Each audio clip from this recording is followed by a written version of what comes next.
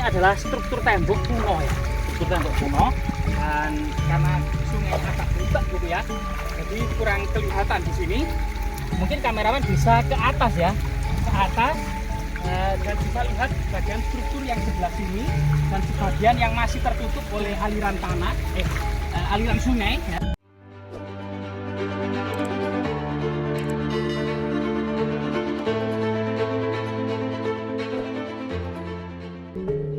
Pemirsa, hujan deras telah membawa dampak erosi kecil ya, menyingkap banyak sekali struktur istana yang terpendam.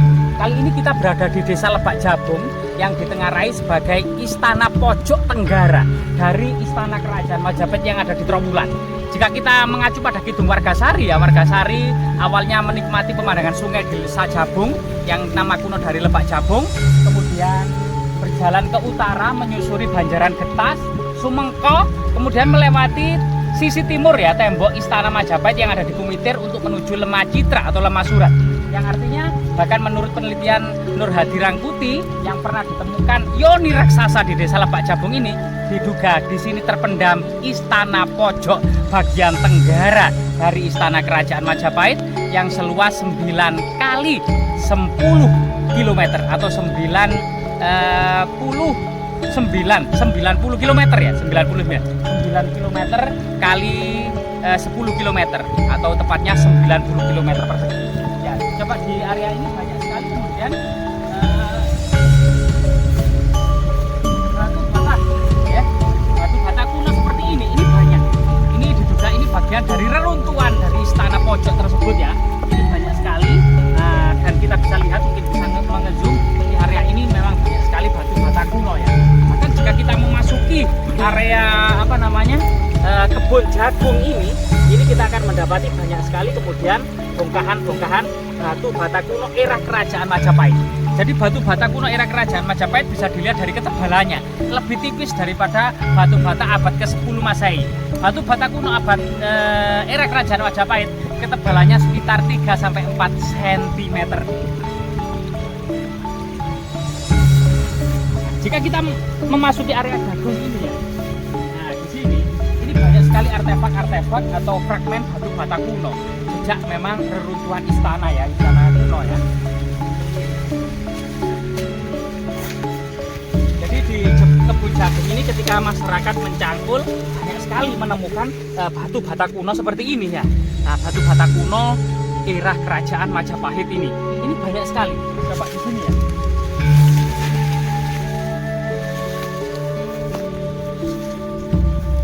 Di dalam tanah ini dimungkinkan ini banyak sekali artefak-artefak ya kuno bercampur. Misalnya ini adalah bagian dari tembikar ya, tembikar kuno, keramik Tiongkok, ini sangat melimpah dan sangat banyak sekali. Termasuk kemudian fragmen batu bata kunonya juga cukup banyak ya. Jadi di sini di dalam tanah ini ternyata memang banyak sekali batu bata kuno era Kerajaan Majapahit. Sebagian dikumpulkan oleh warga. Nah, di sini banyak sekali ya. Kita lihat ya. Nah, kemungkinan di dalam tanah ini masih banyak sekali fragmen-fragmen batu bata kuno atau mungkin juga semacam struktur ya, bercampur seperti ini ya. Jadi tembikar-tembikarnya ini berwarna kehitaman ini. Ini mungkin semacam kubur ngaben atau mungkin semacam tempat suci pemujaan atau kemudian semacam pemukiman kuno era Kerajaan Majapahit atau juga perumahan para elit atau mungkin juga Istana Pojok Tenggara sebagaimana para peneliti terdahulu gitu ya. Dan kondisi saat ini masih berupa sawah ya, ladang. Coba kita keliling.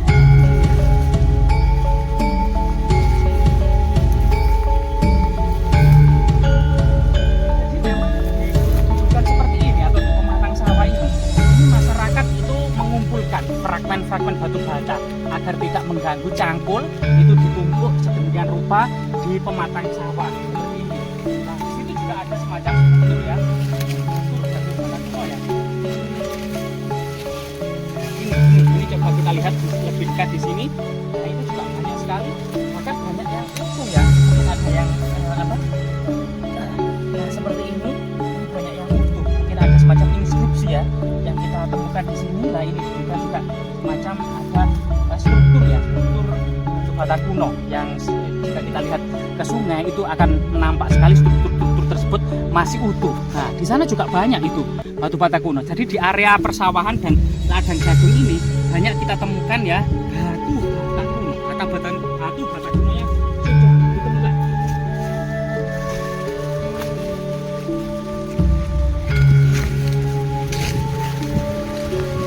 Jika kita melihat saluran irigasi ini gitu ya, yang beberapa hari yang lalu memang hujan sangat deras, dimana kemudian jika kita lihat ya, kita memasuki sungai ini, ternyata memang benar-benar ada struktur tembok bangunan kuno atau semacam diduga bangunan istana atau bangunan suci yang lainnya, memang membutuhkan semacam tinjauan atau ekskavasi dari para ahli. Coba lihat di sana ya, mungkin bisa kita zoom dan kita bisa buka tanahnya sebagian ya. Nah, di sini kita akan mendapati ya, di sini ini ada struktur ya, struktur tembok kuno. Nah, struktur tembok kuno yang ya diam 1000 bahasa ya, diam 1000 bahasa keheningannya. Jika kita bersihkan tembok ini ada struktur. Nah, yang memanjang ke sana ya.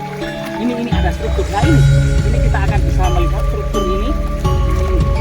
Nah, jadi di sini adalah struktur tembok kuno ya. Struktur tembok kuno. Dan karena sungai agak besar ya, jadi kurang kelihatan di sini. Mungkin kameramen bisa ke atas ya, ke atas dan bisa lihat bagian struktur yang sebelah sini dan sebagian yang masih tertutup oleh aliran tanah, aliran sungai ya, aliran sungai. Dan kita coba membersihkan rumputnya saja. Kita hanya membersihkan sebagian dari rumput-rumput ini, dan memang ternyata di dalam tanah ini ada semacam struktur istana yang terpendam.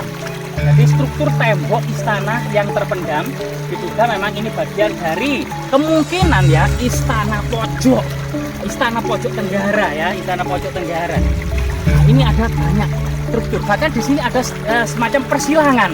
Persilangan itu apa? Artinya di sini ada bagian yang saling memotong ya antara struktur yang mengarah ke utara selatan ini dengan struktur tembok yang mengarah ke timur barat. Nah, ini ada struktur tembok yang mengarah ke timur dan barat. Nah, jadi ini ada struktur tembok.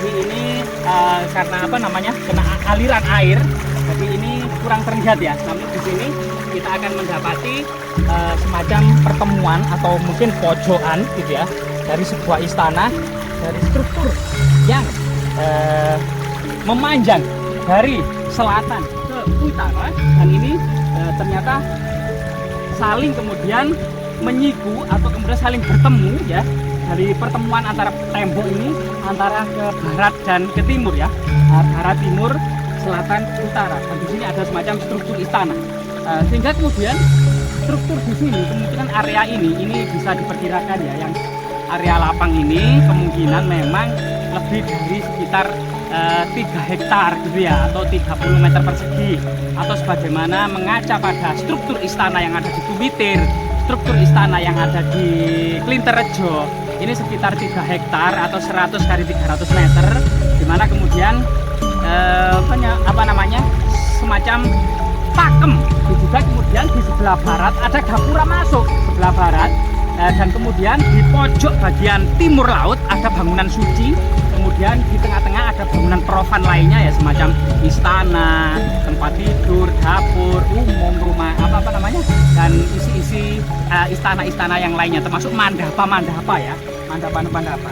Dan semoga kemudian hal ini segera ditindaklanjuti oleh pihak terkait untuk menyingkap struktur istana pojok ya yang terpendam di dalam tanah ini, agar terungkap bentuknya, luasnya. Bahkan kemungkinan banyak artefak-artefak penting yang ada di dalamnya, misalnya prasasti, harta karun lainnya, atau senjata, tombak, pusaka, atau mungkin juga arca-arca ya yang terkandung di dalamnya. Sehingga kemudian memang jejak istana kerajaan Majapahit yang memanjang ini ya. Nah ini sangat terlihat sekali. Ini ada struktur yang memanjang, cuman memang sebagian tertutup oleh reruntuhan atau tertimbun oleh tanah, termasuk kemudian tertutup oleh air. Dan di sini ada semacam struktur, bisa kita lihat ya, struktur yang memanjang di sana. Sehingga kemudian jika kita mengacu pada penelitian Nur Hadi Rangkuti, ini juga bisa saja ini adalah istana pojok bagian tenggara dari sebuah kompleks istana kerajaan Majapahit, atau juga mungkin memang ada istana terpendam gitu ya, misalnya Betu Mapel, karena Betu Mapel atau Malang atau kekuasaan dari Raja Tumapel itu memang berada di tenggara dari istana kerajaan Majapahit.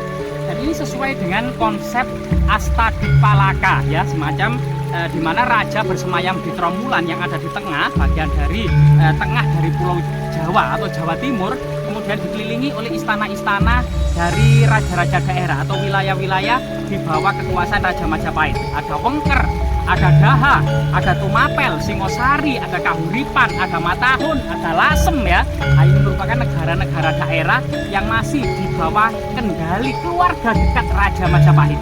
Ini salah satu sistem pemerintahan yang ada di dalam kerajaan Majapahit. Semoga kemudian struktur ini segera diobservasi oleh Balai Pelestari Kebudayaan, termasuk mungkin BRIN. Saat ini ada BRIN, ada Puslit Arkenas, ada Balar Balai Arkeologi, sehingga kemudian termasuk masyarakat desa setempat bisa kemudian menguri-uri budaya, di mana kemudian ternyata di desanya bekas dari pojok istana kerajaan Majapahit. Semoga bermanfaat.